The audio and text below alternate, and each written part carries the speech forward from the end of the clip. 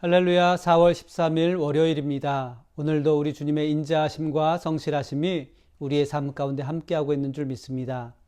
오늘 우리가 함께 읽고 묵상할 말씀은 이사야서 54장 1절 말씀부터 8절 말씀을 함께 읽고 묵상하는 시간을 갖도록 하겠습니다.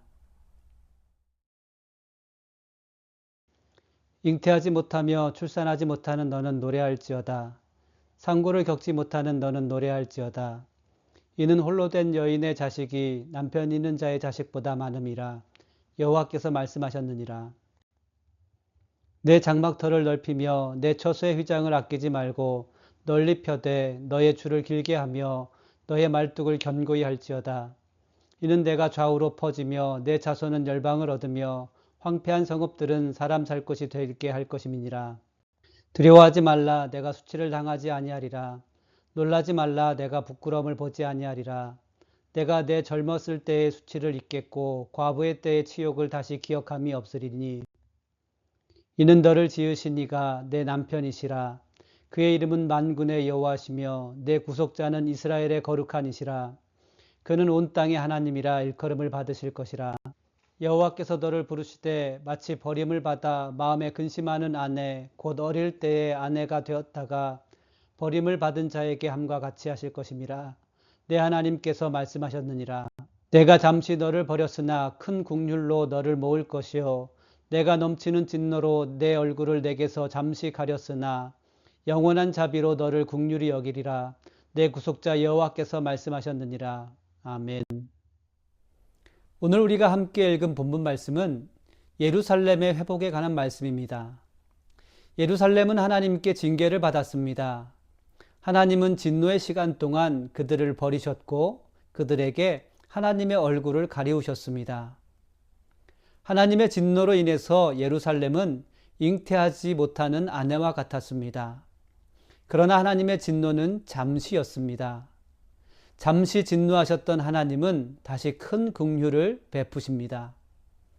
큰 긍휼을 베푸시는 하나님은 그들을 다시 사랑하는 남편이 되어주실 것을 약속하셨습니다. 남편은 임신과 출산을 하지 못하는 아내에게 노래하라라고 말씀하셨습니다. 더욱 이해되지 않는 것은 홀로 쓸쓸히 지내는 여인의 자녀들이 더 많게 되는 불가능한 일에 대해서 말씀하시고 노래하라고 말씀하셨습니다. 왜냐하면 하나님께서는 그들을 다시 사랑하는 남편이 되셔서 영원한 긍휼과 화평을 예루살렘에 다시 베푸실 것이기 때문에 그렇습니다. 예루살렘은 바벨론의 포로가 된 현실 속에서 아픈 막막하지만 남편의 사랑으로 회복될 것을 기뻐해야 합니다. 현실은 답답하게 막혀 있었지만 하나님은 그들의 좌우로 다시 펴실 것이며 다시 열방을 얻게 될 내일을 준비하고 계셨습니다. 그렇기 때문에 여전히 막막한 상황이 지속되고 있을지라도 선포된 하나님의 약속의 말씀을 신뢰하며 노래해야 합니다. 예루살렘이 다시 노래해야 할 이유는 하나님의 약속 때문입니다. 노래는 단순한 감정이나 상황의 변화를 의미하지 않습니다. 노래는 현실을 마주하는 믿음의 반응에서 비롯된 것입니다.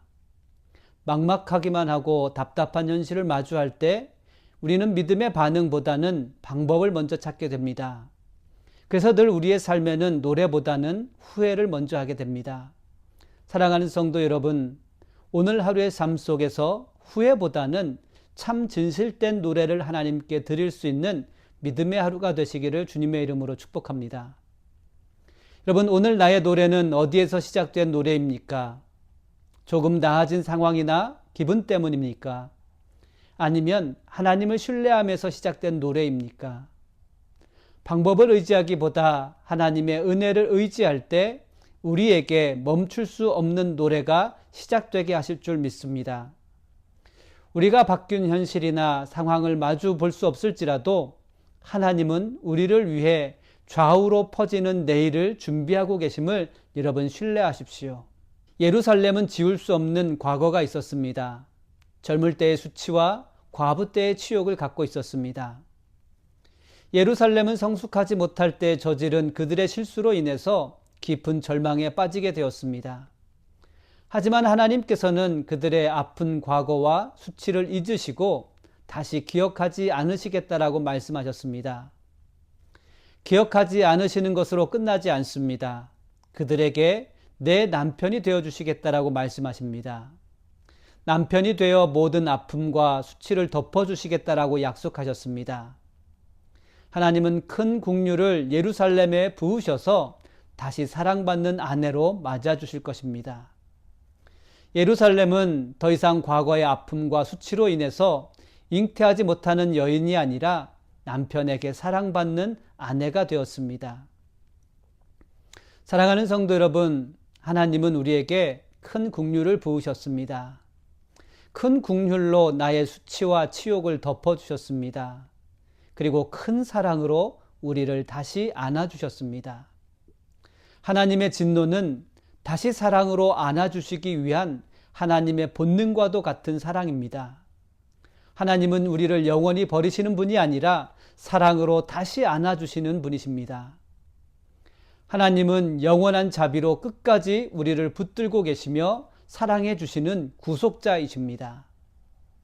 영원한 하나님의 사랑이 여러분들의 삶에 넘치고 있는 줄 믿습니다.